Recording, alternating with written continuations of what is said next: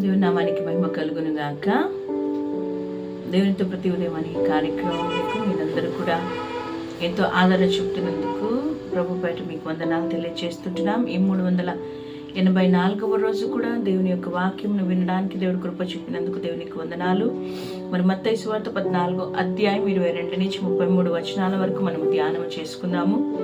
యేసుక్రీస్తు ప్రభువు 5,000 మందికి ఆహారాన్ని పంచిపెట్టిన తరువాత 12 గంపలకు మిగిలిన దానిని సమకూర్చిన తరువాత ఆయన తన శిష్యులను అద్దరికి వెళ్ళమని బలవంతము చేసినట్టుగా మనము చదువుకుంటూ ఉన్నాం.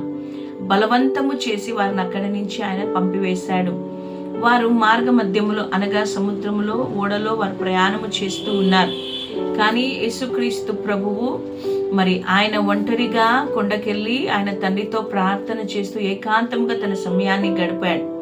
మరి గమనించినట్టయితే ప్రయాణము చేస్తున్న ఈ యొక్క శిష్యులు మరి వారు అక్కడ యేసు ప్రభు చేసిన అద్భుతమును మరి వారు అక్కడ చర్చించడానికి కానీ అక్కడ వారు అనేకులతో కలిసి మాట్లాడడానికి కానీ మరి వారు అక్కడ సంతోషించడానికి కానీ ఎక్కడ కూడా అవకాశం యేసు ప్రభు వారికి ఇవ్వలేదు. కానీ వెంటనే అక్కడి నుంచి వారు ప్రయాణము కావాలని వారిని బలవంతము చేసి పంపించేశాడు. నా ప్రియమైన దేవుని బిడ్డలారా, మార్గ మధ్యములో అనగా సముద్రములో వారు ప్రయాణము చేస్తుండగా ఇదిగో వారు అనుకున్న రీతిలో వారికి మరి శ్రమలు ఎదురయ్యాయి. మరి గాలి వారిని ముందుకు వెళ్ళనీయక ఓడను ఆపివేస్తూ ఉంది. అలలు ఓడను కొడుతూ ఉన్నాయి. ఎంత భయంకరమైన పరిస్థితి కదా. అద్దరికి చేరుకోక ముందే వారు ఇంకా సముద్రములో నీటిలోనే ఉండగానే ఎన్నో రకములైన సమస్యలకు గురి అయ్యారు. నా ప్రియమైన దేవుని బిడ్డలారా, ఆ యొక్క అలల చేత ఓడ కొట్టబడుచు ఉన్నది. దిగులుతో భయముతో ఉన్నారు. ఎందుకంటే సముద్ర మధ్యమున ఉన్నారు. ఇదిగో ఎప్పుడైనా ఏమన్నా కావచ్చు అనే ఒక ఆలోచన వారు కలిగి ఉన్నారు. భయముతో ఉన్నారు. వారు ఆ రాత్రి వారు అలలతో కొట్టబడుచు మరి పరిస్థితి దయనీయంగా మారినప్పుడు ఇదిగో వారిని ఒంటరిగా వదిలిపెట్టకుండా వారి దగ్గరికి యేసుక్రీస్తు ప్రభువు 4వ జామున సముద్రము మీద నడుచుచు వారి దగ్గరికి వచ్చారు. హల్లెలూయా. దేవుని నామానికే మహిమ కలుగును గాక. నా ప్రియమైన దేవుని బిడ్డలారా, యేసుక్రీస్తు ప్రభువు తన శిష్యులు అలల చేత కొట్టబడుచు గాలిని ఎదురించలేక ప్రయాణం ముందుకు కొనసాగించలేని పరిస్థితిలో యేసుక్రీస్తు ప్రభువే వారి దగ్గరికి ఆ సమయంలో నడుచుకుంటూ వచ్చాడు నీటి మీద.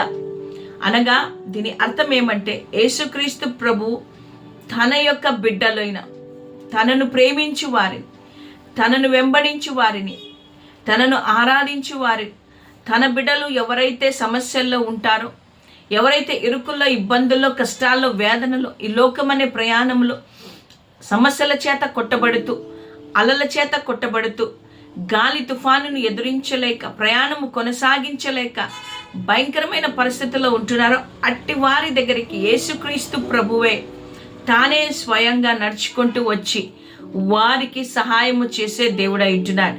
నా ప్రియమైన దేవుని బిడ్డలారా, యేసుక్రీస్తు ప్రభువు మనలను చేయి వదిలే దేవుడు కాదు. మనమందరము కూడా ఈ లోకమనే సముద్రంలో ప్రయాణము చేస్తుండగా అలల ద్వారా కొట్టబడుచున్నాం, అనగా సమస్యల ద్వారా కొట్టబడుతున్నాం. మనము ఎటు వెళ్ళలేకపోతూ ఉండగా ఇదిగో ఆయనే నా దగ్గరికి వచ్చి మనలను విడిపించే దేవుడై ఉంటున్నాడు. యేసుక్రీస్తు ప్రభు మనతోనే ఉన్నాడు. మనతోనే మన యొక్క ఓడలోనికి ఆయన వచ్చి ఉంటున్నాడు. ఆయన అనగా తండ్రి అయిన దేవుడు తన కుమారుడైన యేసుక్రీస్తు ప్రభును ఈ లోకంలోనికి మన కొరకే పంపించాడని మనం జ్ఞాపకం చేసుకుందాం. ఆయన వాగ్దానము చేశాడు. ఇదిగో నేను నిన్ను విడువను, నిన్ను ఎడబాయనని వాగ్దానము చేసి ఆయన మనను వదలకుండా ఎల్లవేళలా మనకు తోడుగా ఉండి మనల్ని నడిపించే దేవుడు. నా ప్రియమైన దేవుని బిడ్డలారా, ప్రతిసారి వెంటనే మన జీవితంలో తుఫాను లేక గాలి ఆగిపోకపోవచ్చు, కానీ ఆయన వాటన్నిటిలో కూడా మన మధ్య ఉన్నాడని మనము నమ్మాలి. ఆయన మనతోనే ఉన్నాడని నమ్మాలి. మన ఓడలోనే ఉన్నాడని మనము నమ్మినట్టయితే ఖచ్చితంగా ఆయన మనకు సహాయము చేసే దేవుడు. నా ప్రియమైన దేవుని బిడ్డలారా, శిష్యులు భయపడ్డారు. వారిని యేసు ప్రభు ధైర్యపరిచాడు. ఈరోజు లోకమనే ఈ యొక్క సముద్రంలో నువ్వు ప్రయాణము చేస్తూ నువ్వు భయపడుతూ ఉన్నావేమో. యేసుక్రీస్తు ప్రభు నిన్ను ధైర్యపరుస్తూ ఉన్నాడు, నిన్ను బలపరుస్తూ ఉంటున్నాడు. ఈ యొక్క తుఫానుకు, ఈ యొక్క గాలికి, వీటికి నువ్వు భయపడద్దు. ఇదిగో నమ్ము, నేను నీతో కూడా ఉన్నాను అని ఆయన నిన్ను ధైర్యపరుస్తూ ఉంటున్నాడు.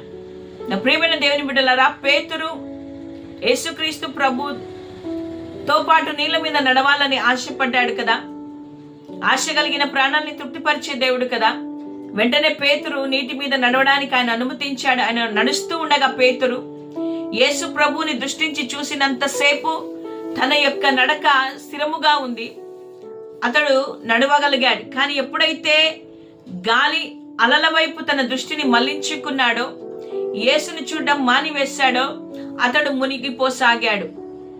నా ప్రియమైన దేవుని బిడ్డలారా, ఈ లోక యాత్రలో మనము కూడా యేసు వైపు మాత్రమే మన దృష్టి నుంచి మనము నడుస్తూ ఉంటే, యేసును చూస్తూ ఉంటే, మన జీవితంలో ఎన్ని శ్రమలు వచ్చినా, ఎన్ని అడ్డంకులు, ఇబ్బందులు, వేదన, దుఃఖము, శోధన, బలహీనత, వ్యాధి సమస్యలు వచ్చినా వాటిని అన్నిటిని కూడా మనము జయిస్తూ ముందుకు వెళ్ళగలుగుతాం.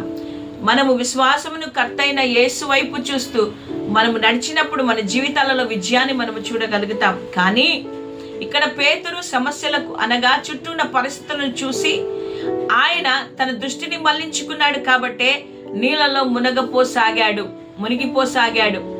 నా ప్రియమైన దేవుని బిడ్డలారా, నీవు యేసుని చూడకపోతే ఈ లోకం అనే ఈ యొక్క సముద్రంలో నువ్వు మునిగిపోతావు. జాగ్రత్త. కానీ దేవుడు జాలి కలిగిన దేవుడు. పేతురు కేకలు వేసి యేసును రక్షించమని అడిగినప్పుడు తన చేయినిచ్చి అతన్ని లేపి రక్షించి అతనితో పాటు నీళ్ల మీద నడిపించుకొని ఓడలోనికి తీసుకొని వచ్చి సురక్షితంగా అతన్ని ఉంచాడు కదా. ఈరోజు నీవు కూడా సమస్యల్లో మునిగిపోతున్నావేమో. అప్పులకు, రోగముకు, దుఃఖము, వ్యాధి, వేదన, అసమాధానం, అజ్ఞానం, ఎన్నో సమస్యలతో నువ్వు పైకి లేవలేని స్థితిలో నువ్వు మునిగిపోతూ ఉండగా ఒక్కసారిగా నువ్వు యేసు వైపు చూస్తూ ఆయన పిలిచినప్పుడు ఆయన చేయి పట్టుకొని లేపి ఆయన నిన్ను తనతో పాటు నడిపించుకొని సురక్షితమైన తన ఓడలోనికి ఆయన నిన్ను తీసుకొని వచ్చి నిన్ను భద్రపరచడానికి సిద్ధంగా ఉంటున్నాడు. కాబట్టి ఉదయకాలమున నా ప్రియమైన దేవుని బిడ్డలారా, అవిశ్వాసమునకు చోటు ఇవ్వకుండా యేసు వైపు చూస్తూ యేసు అన్నీ చేయగలనని విశ్వాసము కలిగిన వారిగా సందేహింపక ఆయన వైపు చూస్తూ మాత్రమే మనము అడుగులు ముందుకు వేస్తూ వెళ్ళాలని పరిశుద్ధాత్మ దేవుడు హెచ్చరిస్తూ ఉంటున్నాడు.